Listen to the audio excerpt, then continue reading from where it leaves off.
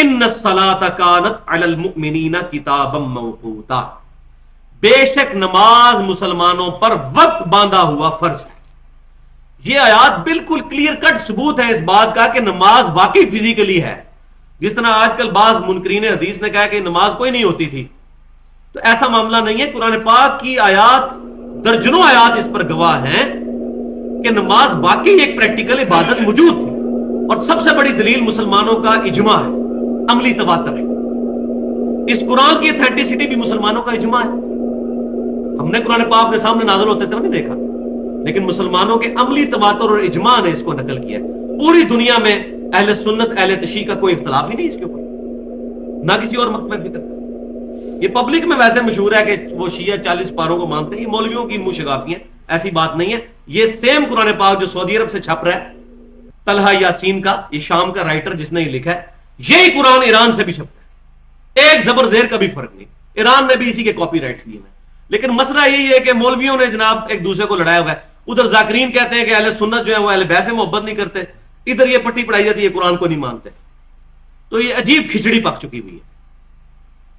ایسا نہیں ہے، اللہ تعالیٰ فرما رہا ہے بے شک نماز مسلمانوں پر وقت باندھا ہوا فرض ہے، وقت کے اندر نماز کو پڑھنا ہے۔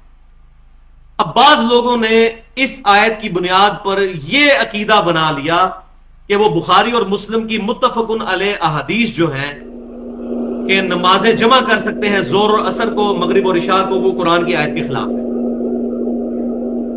لہذا نماز اپنے اپنے وقت میں پڑھنی چاہیے۔ تو یہ بالکل نان سینس، غیر مقلدانہ اپروچ ہے۔ سلف کا منہج یہ ہے کہ ہم کتاب اللہ کو سنت رسول صلی اللہ علیہ وسلم کے ساتھ اور صحابہ کرام علیہم رضوان کے منہج کے ساتھ سمجھتے ہیں، جنہوں نے ڈائریکٹ نبی صلی اللہ علیہ وسلم سے اکتساب فیض کیا تھا۔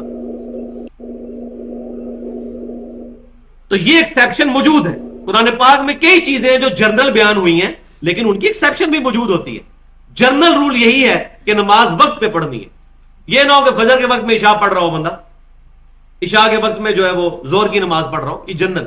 لیکن یہ جو اللہ نے آسانی دی ہے، قصر کی بھی آسانی دی ہے اور نمازوں کو جمع کرنے کی، وہ اس آیت کے خلاف نہیں، کیونکہ یہ آیت امام حنیفہ رحمۃ اللہ علیہ پہ نازل نہیں ہوئی ہے، یہ امام کائنات سید الاولین والآخرین شفیع المذنبین رحمۃ للعالمین سیدنا و مولانا امام اعظم محمد رسول اللہ صلی اللہ علیہ وسلم پر نازل ہوئی ہے۔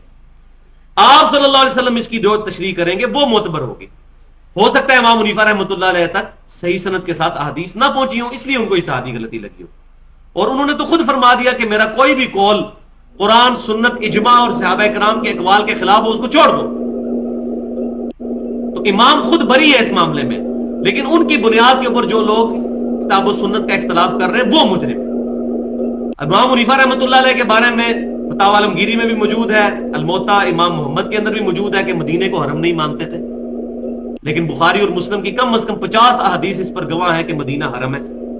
خود احمد بریلوی صاحب نے بھی فتاوی رضویہ میں لکھ دیا کہ اگرچہ میں حنفی ہوں، لیکن صحیح احادیث یہی بتاتی ہے کہ مدینہ حرم ہے، لہٰذا اس معاملے میں میں اپنے امام کا قول چھوڑتا ہوں اور میں مدینے کو حرم مانتا ہوں۔ آج الحمدللہ ہمارے بریلوی، دیوبندی، اہل حدیث، تمام بھائی شیعہ، تمام لوگ مدینے کو حرم مانتے ہیں۔ تو جس طریقے سے امام حنیفہ رحمۃ اللہ علیہ کا یہ قول جو ان تک صحیح سند سے نہیں پہنچا ہوگا کوئی حدیث کہ انہوں نے مدینے کو حرم ماننے سے انکار کیا، جب ہمیں صحیح حدیث مل گئی تو امام حنیفہ رحمۃ اللہ علیہ کی ہمیں یہی تعلیمات ہیں کہ ہم صحیح حدیث کو اپنا مذہب کے طور پر ایکسیپٹ کریں۔